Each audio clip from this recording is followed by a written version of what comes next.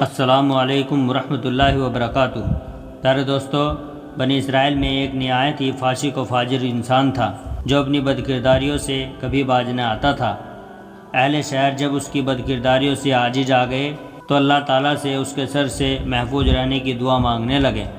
اللہ تعالیٰ نے حضرت موسیٰ علیہ السلام کی طرف وحی کی کہ بنی اسرائیل کے فلاں شہر میں ایک بدکار جوان رہتا ہے، اسے شہر سے نکال دیجیے تاکہ اس کی بدکاریوں کی وجہ سے سارے شہر پر آگ نہ برسے۔ حضرت موسیٰ علیہ السلام وہاں تشریف لے گئے اور اسے اس کی بستی سے نکال دیا۔ وہ قریب ہی دوسری بستی میں چلا گیا، پھر فرمان الہی ہوا کہ اسے اس بستی سے بھی نکال دیجیے۔ جب حضرت موسیٰ علیہ السلام نے اس کو اس بستی سے بھی نکال دیا تو اس نے ایک ایسے غار پر ٹھکانہ بنایا جہاں نہ کوئی انسان تھا اور نہ ہی کسی چرندے پرندے کا گزر تھا۔ قرب و جوار میں نہ کہیں آبادی تھی اور نہ دور دور تک سبز کا کوئی پتہ تھا۔ اس غار میں آ کر وہ جوان بیمار ہو گیا۔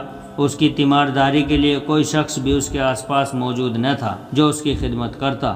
وہ جوان زمین پر گر پڑا اور کہنے لگا، اس وقت اگر میری ماں میرے پاس موجود ہوتی تو مجھ پر شفقت کرتی اور میری اس بے بسی اور بے کسی پر روتی۔ اگر میرا باپ ہوتا تو میری نگہبانی اور مدد کرتا۔ اگر میری بیوی ہوتی تو میری جدائی پر روتی۔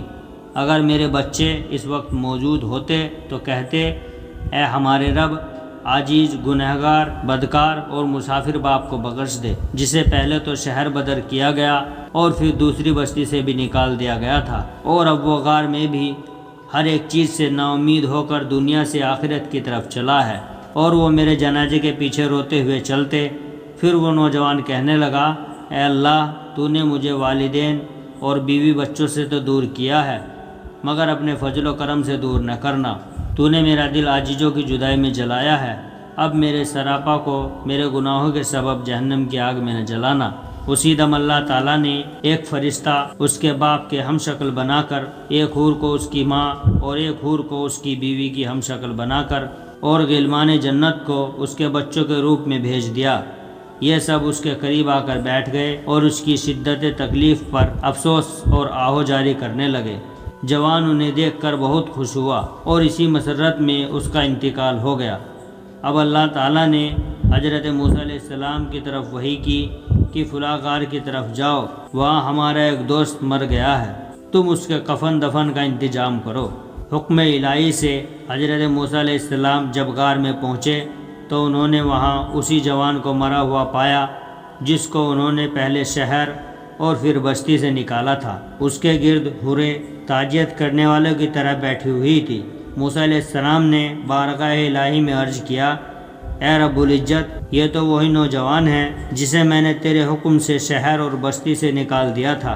رب العزت نے فرمایا، اے موسیٰ، میں نے اس کے بہت زیادہ رونے اور عاجزوں کے فراق میں تڑپنے کی وجہ سے اس پر رحم کیا ہے، اور فرشتوں کو اس کے باپ کی اور حور و غلمان کو اس کی ماں اور بیوی اور بچوں کے ہم شکل بنا کر بھیجا ہے، جو غربت میں اس کی تکلیفوں پر روتے ہیں۔ جب یہ مرا تو اس کی بیچارگی پر زمین و آسمان والے روئے، اور میں الرحمن الرحیم، پھر کیوں نہ اس کے گناہوں کو معاف کرتا۔ اللہ تعالی ہم سب کی بخشش فرمائے، آمین۔ پیارے دوستو، ویڈیو اگر اچھی لگی ہو تو دل سے لائک اور شیئر کیجیے، اور ہمارے چینل اسلام میں نور کو ضرور سبسکرائب کر لیں۔ السلام علیکم ورحمۃ اللہ وبرکاتہ۔